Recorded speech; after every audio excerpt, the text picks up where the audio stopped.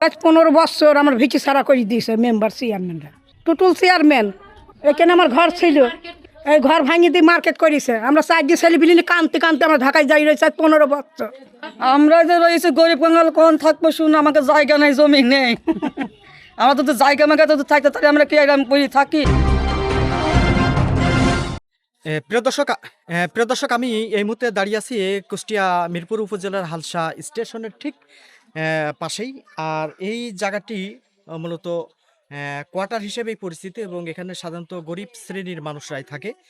তো গেল কয়েক বছর 15 বছর 15 বছর ধরেই, অর্থাৎ এই যে জায়গাটা আমরা যেটা দেখতে পাচ্ছি, এখানে কিন্তু অলরেডি বেশ কিছু কোয়ার্টার এবং বাসা বাড়ি ছিল। কিন্তু পরবর্তীতে সরকার কিন্তু এখানে কিন্তু উচ্ছেদ করে দেয় এবং উচ্ছেদের পরবর্তীতে কিন্তু এই যে আমরা সাধারণত যে সমস্ত গরিব মানুষগুলো আমরা যেগুলো দেখছি আর কি, তারা কিন্তু এখানেই বসবাস করতেন, কিন্তু তাদেরকে উচ্ছেদ করা হয় এবং তারা কিন্তু এখন বলছেন যে মানবতার সাথেই তাদের জীবনযাপন করা হচ্ছে। তো এই বিষয়টি নিয়ে আসলে তারা কি বলেন, তাদের মুখ থেকে আমি কথাগুলি এবার শুনি। আজ 15 বছর আমার ভিটি ছাড়া করে দিয়েছে মেম্বার চেয়ারম্যানরা, টোটাল চেয়ারম্যান। এখানে আমার ঘর ছিল, এই ঘর ভাঙিয়ে দিয়ে মার্কেট করেছে। আমরা চারটি ছেলে বিলিনি কানতে কানতে আমরা ঢাকায় যাই রয়েছে 15 বছর। 1 মাস এসে থাকলাম, যে ঘর ভাঙার মধ্যে আমার খবর দিও, আমাকে দিও কিছু। আচ্ছা পরে দেবো না, পরে পরে করে আজ 15 বছরের মধ্যে আমি আইসি।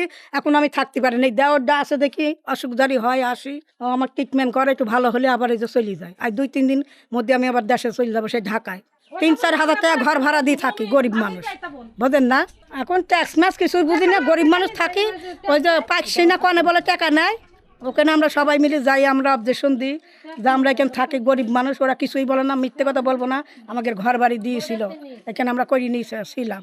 এর জন্য কোনো টাকা দেওয়া লাগে না? না ডিসিআর কাটা আছে আপনার? না, এমনি থাকেন? হ্যাঁ এমনিই থাকে।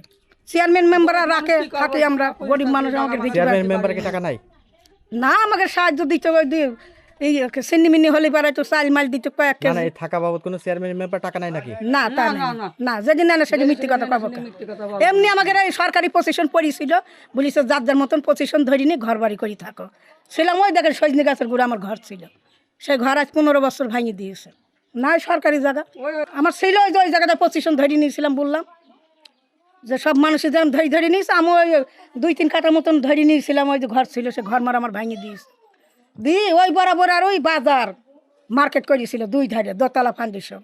এখন কোন গেল সে দোতলা, সব ভেঙে গেছে? সব ভাঙিয়ে দিয়েছে। পাকশে থেকে অর্ডার আসলে আসে ভাঙিয়ে দিল। আমরাও চলে গেলাম সেই ঢাকায়, ছেলেপিলে গুছাইনি যাই। 2 রুম 5,000 টাকা ভাড়া দিয়ে এখনো থাকি। তো বলবো না তো কি, সবই তো বলি। আপনার কি হিসাবে এখানে আছেন? আমরা যে রয়েছে গরিব কাঙ্গাল কোন থাকবো শুন, আমাকে জায়গা নেই, জমি নেই। আমাদের তো জায়গা মাগা তো থাকতে তাহলে আমরা কি এরকম করে থাকি? কতদিন ধরে আছেন? তা বহুদিন থেকে আমার শাশুড়িরা ছিল, তারপর আমার পই রয়েছে। সেই শাশুড়ির কালকাল থেকে আমরা পই রয়েছে, আমাকে তো নেই জায়গায় 30 জমি। বছর হাত থেকে থাকা। এখন আপনাদের তো সহযোগিতা করে আমাকে ঘর বাড়ি একটু দেওয়ার পর পই থাকি, সেই কোনায় তারও বেশ আমার ছেলে মেয়ে কোন হয়েছে থাকবো জায়গা। শুন, আমাকে কি জায়গা জমি আছে কিনার মতো তো ক্ষমতাও নাই। ডিসিআর মিসিআর কাটছেন না? না না শোনা, আমরা কিছুই করিনি, আমরা সরকারি জায়গাতে কুড়ি মুড়ি রেখেছি। এমনি ওই যে ইতি বোর্ডের ট্যাক্স ম্যাচ দিই, চেয়ারম্যান দেশে সেই পিড়ি সব আসে ইত্যাদি। তাছাড়া আমরা কিছুই করি না শুনে, আর যদি মিথ্যে কথা বলে লাভ নেই। 100 টাকা করে 200 টাকা করে যে আসে তাকে দেওয়া হয়, এই এই আমাকে বছরে, তাছাড়া কিছুই নাই। বুঝেছে? হ্যাঁ হ্যাঁ, রসিদ দেয়, আমাকে দিয়ে দেয়। এখানে কতগুলো ঘর আছে? তাই মেলাই রয়েছে, 50-60 ঘর হবে, এইটুকনি মেলা ঘরই রয়েছে। 60-70 ঘর ছেলে পিলে ঘর বাড়ি দিয়ে। আমরা এইসব করে থাকি, এইসব বুকি করে আমরা এক হিন্দু মানুষ 2 ঘর রয়েছে। আর আমার যারা ছিল সে ঢাকায় চলে জায়গা নেই, জমিনে কোন থাকবে। 1 কাঠা জায়গা কিনতে গেলে এখন এখন 3 লাখ, আমাদের মতন কত কম ক্ষমতা গরিব নেই মানুষ। কেনার মতন ওই জিনিস। আমি এখন ঢাকায় থাকি, ধামরা থানার মধ্যে। এখানে বাড়ি করবেন না? এখানে আবার যদি দেয়, আবার যদি ভাঙিয়ে দেয়, একটা ভয়। এরা করেছে এই যে আমাকে দিয়ে দিই একটা 3 মিন একেবারে সেই করে ফেলাইছে। এই যে সব জায়গা ছিল আমাদের এই পাশে ঘর বাড়ি ছিল, এগুলো আমাকে 3 করে দিয়ে চলে গিয়েছে। এই চোখের মধ্যে কোয়ার্টার ছিল, তাহলে সরকার থেকে বলেছে যে অকশনে বিক্রি করবা, ইটনি চলে যাবা, জায়গা নেওয়ার কোনো অধিকার নাই। ওরা সে জায়গাও সে মার্কেট করলো বড় করি, ওই মাথা থেকে ওই মাথা, বুঝছেন? এখনো তো আমি এসে থাকতে পারি না, যে দেওয়ারের কাছে আসি, আমি অসুস্থ মানুষ। 1 মাস বাইন্দে যে চিকিৎসা করলে এখন 2-1 দিনের মধ্যে আবার ঢাকায় চলে যাব। ও, 2 রুম 5,000 টাকা ভাড়া দিয়া কোনো থাকি আমি গরিব মানুষ। এখানে থাকতে পারছেন না? এখানে থাকতে পারবো কি করে, আবার যদি ভাঙি দেয় ওই ভয়, যদি আবার কষ্ট দুঃখ করে ঘর করি আবার যদি ভাঙি দেয় ওই একটা ভয় থাকে আমাদের। গরিব মানুষ জানেন না যে একটা ঘর করতে গেলে কত টাকা লাগে।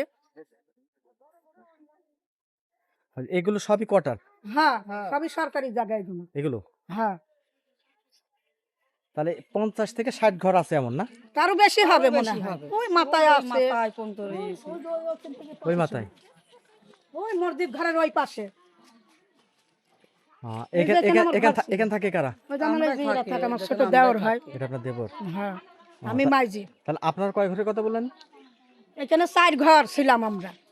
আচ্ছা, তার মধ্যে আপনি চলে গেছেন? হ্যাঁ, আমার ছেলে মেয়ে আছে এই সাইড না, দিয়ে। আমার শ্রদ্ধাটা চলে গেছে, ঘর বাড়ি নিয়ে তো থাকবে কনে? এখানে সব ভাঙিয়ে কিছু দিলে বিক্রি এখন চলে থাকবে কোন গিয়েছে। জায়গায়? এখন বাধ্য হয়ে চলে যাওয়া না তাহলে তো মানবতা জীবন। যে হয়তো বোঝেনি তো, এখন থাকবো কেন? এখন যদি আসি আবার চিন্তা ভাবনা করছি যে যার যার পজিশন সেই সে ঘর করি থাকো, আবার ওই একটা ভয়, দূর ভয়, যদি কষ্ট দুঃখ করি আবার যদি ঘর করে আবার যদি ভাঙিয়ে দেয় ওই ভয়তে আর কিছুই করছি না।